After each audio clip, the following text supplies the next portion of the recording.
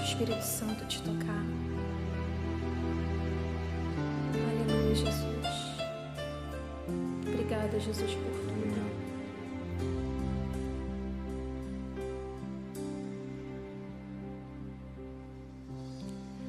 Quero tocar o coração do amado da minha alma, ser muito mais que uma voz cantando uma canção, realizar seus sonhos é o desejo meu, Jesus. Quero te adorar com o coração sincero, Jesus. Nome sem igual, tu és o meu amado. Aleluia.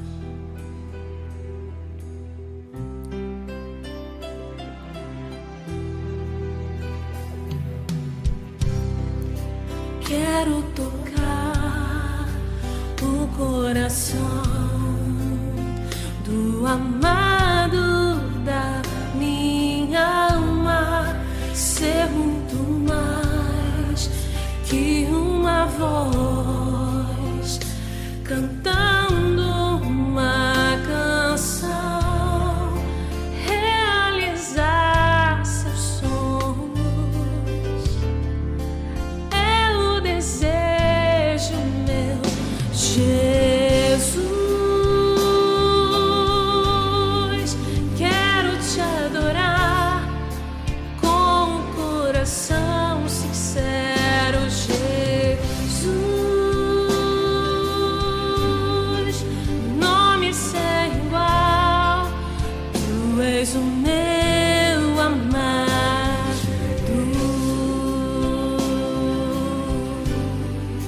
Quero te adorar com o coração sincero, Jesus. Nome sem igual, tu és o meu amado. Aleluia. O nosso Deus é o Deus da cura, é o Deus de milagres. Aleluia. Creia, somente creia. Obrigada, Jesus. Obrigada por ser até aqui. O Senhor tem nos sustentado e nos colocado de pé. Aleluia. Eu quero te adorar, eu quero te adorar, eu quero te adorar. Queremos te adorar, eu quero te adorar. Queremos te adorar, eu quero te adorar. Queremos te adorar, Jesus. Quero te adorar com o coração sincero, Jesus. Nome sem igual, tu és o meu amado.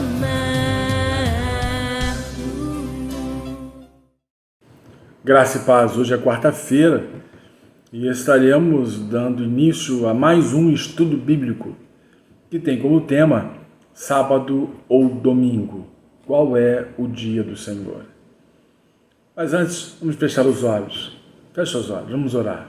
Deus Pai, louvado seja o teu nome por esta oportunidade de podermos estar abrindo a tua palavra, lendo e estudando.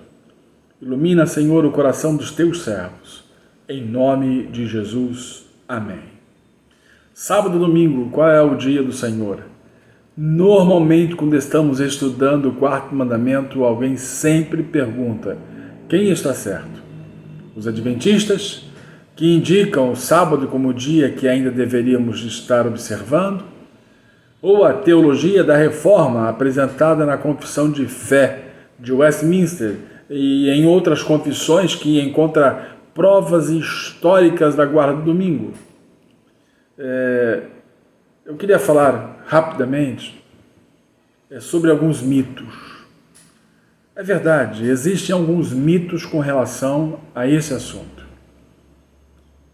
Um deles, Deus instituiu o sábado quando descansou no sétimo dia. Esse é um mito. Agora, qual é o fato? O fato está em Gênesis 2, verso 3. Gênesis, capítulo 2, verso 3, que diz lá: E abençoou Deus o sétimo dia e o santificou, porque nele descansou de toda a obra que como Criador fizera. Em outras palavras, esse versículo apenas menciona o que Deus fez no sétimo dia. E nós chamamos de sétimo dia criativo. Aqui não contém nenhuma lei para os humanos. E antes de Moisés, a Bíblia não fala de ninguém guardando o sábado. Um outro mito: os israelitas já guardavam o sábado antes de receberem a lei de Moisés. Fato: Moisés disse aos israelitas, lá próximo ao Monte Sinai, uma região bem próxima ali, ele disse assim: Jeová nosso Deus concluiu conosco um pacto em Horebe. Em Deuteronômio, capítulo 5, Deuteronômio, capítulo 5, verso 2, e também o versículo 12. 5, verso 2 primeiro, depois o verso 12. O Senhor nosso Deus fez aliança conosco em Horebe. 12. Guarda o dia de sábado para o santificar como te ordenou o Senhor teu Deus. Ou seja, a lei de guardar o sábado fazia parte deste pacto. A Bíblia mostra que o sábado foi algo novo para os israelitas. Por exemplo, imagine que os israelitas já tivessem o costume de guardar o sábado antes de serem libertos do Egito. Então, por que Deus disse que guardar o sábado serviria para lembrá-los de sua libertação? Vamos ver? Deuteronômio 5, 15. Porque te lembrarás que foste servo na terra do Egito, e que o Senhor teu Deus te tirou dali com mão poderosa e braço estendido, pelo que o Senhor teu Deus te ordenou que guardasses o dia de sábado. Vamos partir para um terceiro mito. Os cristãos precisam guardar o sábado porque Jesus também guardava. Fato: Gálatas, capítulo 4. Vamos lá para o Novo Testamento? Gálatas, capítulo 4. Aqui você vai observar o seguinte, que Jesus guardava o sábado porque ele era judeu. E por isso ele era obrigado a obedecer à lei de Moisés desde o seu nascimento. Gálatas 4, versículo 4. Diz assim o texto: Vindo, porém, a plenitude do tempo, Deus enviou o seu Filho, nascido de mulher, nascido sob a lei. Mas um outro fato extremamente importante: depois que Jesus morreu, todo o pacto da lei, incluindo a lei de guardar o sábado, foi anulado. Vamos lá? Colossenses, capítulo 2, verso 13 e 14. Colossenses 2, verso 13 e 14. E a vós outros que estáveis mortos pelas vossas transgressões e pela circuncisão da vossa carne, vos deu vida juntamente com ele, perdoando todos os nossos delitos, tendo cancelado o espírito de dívida, que era contra nós e que constava de ordenanças, o qual nos era prejudicial, removeu-o inteiramente, encravando-o na cruz. Um outro mito. O apóstolo Paulo guardava o sábado, mesmo sendo cristão. Fato. Vamos lá, Atos, capítulo 13. Vamos ver se isso é verdade. Vamos lá? Atos 13, verso 14. Mas eles, atravessando de Perge para Antioquia, da Pisídia, indo num sábado à sinagoga, assentaram-se. Olha o verso 17, de 1 a 3. Tendo passado por Anfípolis e Apolônia, chegaram a Tessalônica, onde havia uma sinagoga de judeus. Paulo, segundo o seu costume, foi procurá-los e por 3 sábados arrazoou com eles acerca das Escrituras. Vamos ver 18:4, Atos ainda? Atos 18, verso 4. E todos os sábados discorria na sinagoga, persuadindo tanto judeus como gregos. É importante você saber que naquela época, oradores que estivessem visitando a sinagoga, eles poderiam ser convidados a dar um discurso aos presentes. E Paulo, extremamente inteligente, aproveitava essa oportunidade para falar das boas novas às pessoas que estavam reunidas na sinagoga para adorar ao Senhor. Vamos ver? Atos 13, verso 15. Atos 13, verso 15. Depois da leitura da lei dos profetas, os chefes da sinagoga mandaram dizer-lhes: irmãos, se tendes alguma palavra de exortação para o povo, dizei-a. Olha o verso 32. Nós vos anunciamos o evangelho da promessa feita a nossos pais. Vamos ainda em Atos 17, verso 17. Você vai perceber o seguinte, que além disso, a Bíblia fala que Paulo pregava cada dia, e não apenas os sábados.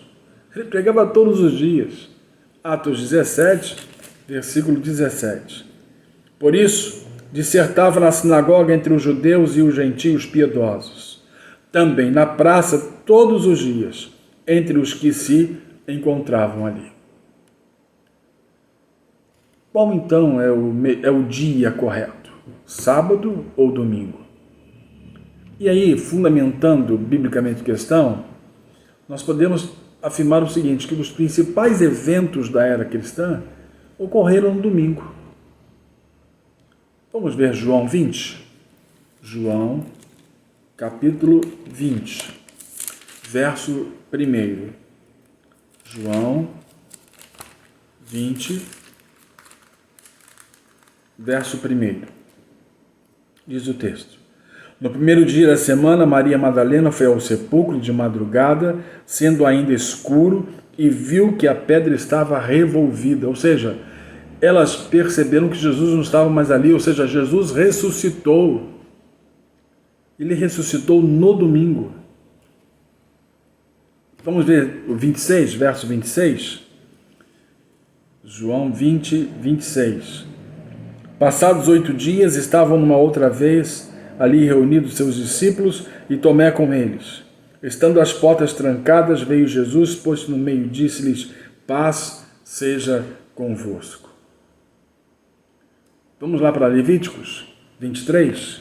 Então, já percebemos, já vimos que ele ressuscitou no domingo, ele apareceu aos discípulos no domingo, e vamos ver o que acontece agora, lá em Levíticos 23, verso 15. 23, verso 15 e 16. Contareis para vós outros desde o dia imediato ao sábado, desde o dia em que trouxerdes o molho da oferta movida, 7 semanas inteiras. até o dia imediato ao sétimo sábado, contareis 50 dias, então trareis nova oferta de manjares ao Senhor. O Espírito Santo, ele vai descer no dia de Pentecostes, que era domingo, ou seja, dia imediato ao sábado. Fato importante, está lá em 1 Coríntios 16, 2. 1 Coríntios 16, 2. Diz assim: no primeiro dia da semana, cada um de vós ponha de parte em casa, conforme a sua prosperidade, e vá juntando, para que se não façam coletas quando eu for. O que Paulo está fazendo aqui? Ele está instruindo aos crentes para trazerem suas contribuições no domingo. E só para encerrar essa lista enorme de fatos ocorridos na Bíblia no domingo, datas importantes, fatos relevantes, Apocalipse, capítulo 1, verso 10. Apocalipse 1, verso 10. Isso. O texto está lá. Diz assim: achei-me em espírito no dia do Senhor e ouvi por detrás de mim grande voz como de trombeta. Você pode perceber que Jesus apareceu a João na ilha de Patmos no domingo. Um outro detalhe importante: o domingo não foi estabelecido pelo imperador Constantino no IV século, como afirmam, podemos dizer, os adventistas. Podemos afirmar que Constantino apenas formalizou aquilo que já era prática da igreja. Era uma prática reunir-se aos domingos. O sábado era um dia especial para os israelitas, um dia dedicado à adoração no templo, mas com o passar do tempo, ao serem espalhados por todas as nações do mundo, os judeus permaneceram guardando a lei. As reuniões nas sinagogas costumavam acontecer no sábado. Além disso, era um dia específico para a adoração. E muito mais, era um sinal entre Deus e Israel. Vamos lá, Êxodo 31. Êxodo, capítulo 31. Êxodo 31, verso 16 e verso 17. 31, 16 e 17. Diz assim: pelo que os filhos de Israel guardarão o sábado, celebrando-o por aliança perpétua nas suas gerações. Entre mim e os filhos de Israel é um sinal para sempre. Porque em 6 dias fez o Senhor dos céus e a terra, fez o Senhor os céus e a terra, e ao 7º dia descansou e tomou alento. Ou seja, com clareza, é um sinal entre Deus e Israel. Alguns afirmam que a igreja apóstata mudou o dia da adoração do sábado para domingo. Mas isso não é verdade. Também não é verdade que devemos adorar a Deus somente no domingo. Eu quero dizer para você que o verdadeiro cristão, ele deve adorar a Deus todos os dias, igualmente, independente de ser domingo. E nos dias que estiver de folga, seja ele qual for, poderá se empenhar mais no Evangelho, no discipulado, no estudo pessoal da Bíblia, ou em qualquer outra atividade cristã. Nós não precisamos nos preocupar e fazer diferença entre sábado, domingo ou qualquer outro dia. Vamos colocar na nossa mente que todos os dias são iguais. Assim como Paulo fala, lá em Romanos, capítulo 14. Romanos 14, versos 5 e 6. 14, 5 e 6. O que diz? Quem distingue entre dia e noite para o Senhor o faz. E quem come para o Senhor come, porque dá graças a Deus. E quem não come para o Senhor não come e dá graças a Deus. Porque nenhum de nós vive para si mesmo, nem morre para si. há quem afirme que devemos obedecer aos costumes de Moisés, inclusive a guarda do sábado para sermos salvos. Eu quero dizer para você que isso é uma grave heresia. E aí nós somos informados de que alguns estavam, na época de Paulo, pregando os costumes de Moisés. Mas olha o que diz, olha o que Paulo fala. Veja como Paulo combate esse falso ensino, essas heresias. No capítulo 15, verso 1 e 2, você vai observar como Paulo trata essas heresias, ou esses falsos ensinos. Ora, nós que somos fortes devemos suportar as debilidades dos fracos e não nos agradar a nós mesmos. Portanto, cada um de nós agrade ao próximo no que é bom para a edificação. Inclusive, ele afirma que os cristãos gentios que aderissem à guarda do sábado e à circuncisão estariam negando a salvação pela fé. Através das obras da lei, ninguém seria salvo. Ninguém é salvo. Vamos ver? Efésios. Gálatas e Efésios. Coríntios. Gálatas, capítulo 2. Efésios 2, 9, 10 e 11. 2, 9, 10 e 11. E quando conheceram a graça que me foi dada, Tiago, Cefas e João, que eram reputados colunas, me estenderam a mim, a Barnabé, a destra de comunhão, a fim de que nós fôssemos para os gentios e eles para a circuncisão, recomendando-nos somente que nos lembrássemos dos pobres, o que também me esforcei por fazer. Olha o verso 11 agora. Quando, porém, Cefas veio a Antioquia, resisti de face a face, porque se tornara repreensível. A salvação é adquirida através da fé em Cristo, que transforma o homem. Então, não é guardando o sábado que eu vou dizer estou salvo. Não. É interessante o seguinte, se recebemos tamanha salvação, não devemos trocá-la por um sistema legalista, como ocorre com os adventistas. Devemos estar sempre prontos para adorar o Deus remindo o tempo, em toda a oportunidade para adorar a Deus. Vamos ler Efésios 5, verso 16. Diz o texto, remindo o tempo porque os dias são maus.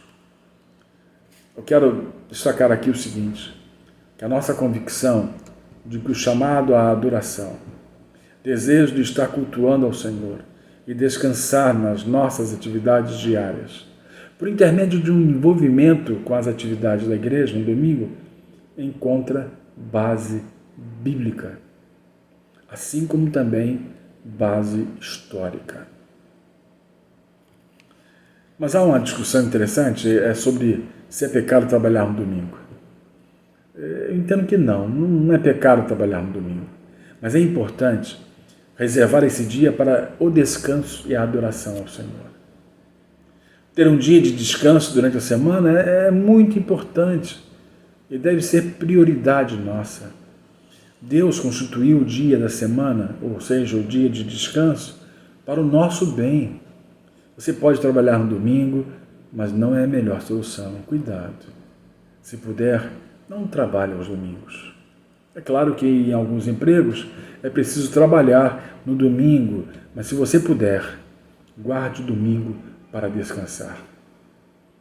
Mas se não der mesmo para tirar folga no domingo, estabeleça outro dia da semana para descansar. Se der para ser o mesmo dia todas as semanas, isso é melhor ainda. Isso vai se tornar uma rotina, até para a sua saúde vai ser melhor. Quer saber de uma coisa? Não é bom trabalhar 7 dias por semana sem descanso. Se é sábado ou domingo, eu queria concluir aqui lendo uma advertência do reverendo Hernandes. Ele diz assim, O desprezo do dia do Senhor traz consequências graves para a família e para a igreja. As diversões, a televisão, os esportes, ou mesmo a ociosidade, no dia do Senhor, estão levando os crentes à indolência espiritual. Estamos sendo engolidos pelo secularismo, que despreza a Deus e a sua santa palavra. Precisamos nos voltar para o Senhor, lembrarmos-nos do dia do Senhor com santo deleito e profusa alegria. E aí ele conclui dizendo: na geração do descompromisso, do relativismo moral, da apatia espiritual, do misticismo heterodoxo, é preciso que a igreja se arrependa, se humilhe e se levante no poder do Espírito para viver de modo digno do Senhor. É tempo de resgatarmos a observância fiel e zelosa do dia do Senhor. Domingo é o dia que nós precisamos nos dedicar com mais afinco ao Senhor, lembrando que todos os dias são importantes e devemos dedicar ao Senhor. Mas domingo é um dia especial. Que Deus te abençoe. Que Deus esteja colocando no seu coração o desejo sincero sempre de adorar, louvar e estar na igreja. Que Deus te abençoe. Hora da oração final. Vamos orar? Fecha os olhos. Deus Pai, obrigado por essa oportunidade. Conduza-nos a Deus durante toda a nossa vida. Conceda-nos a Deus uma noite de paz, tranquilidade e protegidos pelo Senhor. E que a graça do Senhor Jesus Cristo e o amor de Deus e a comunhão do Espírito Santo sejam com todos vós. Que Deus te abençoe.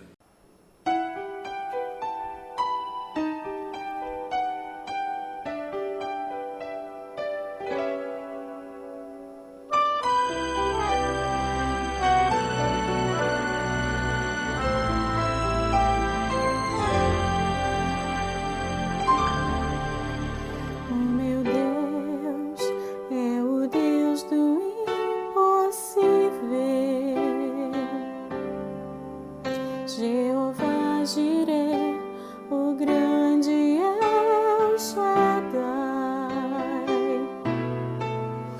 que abriu o mar vermelho e ao seu povo fez passar, que da rocha água limpa fez brotar.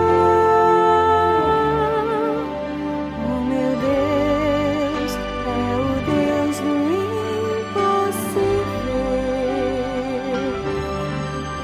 que liberta encarcerados das prisões, faz da estéril mãe de filhos estar a alma do ferido e dilata o amor nos corações,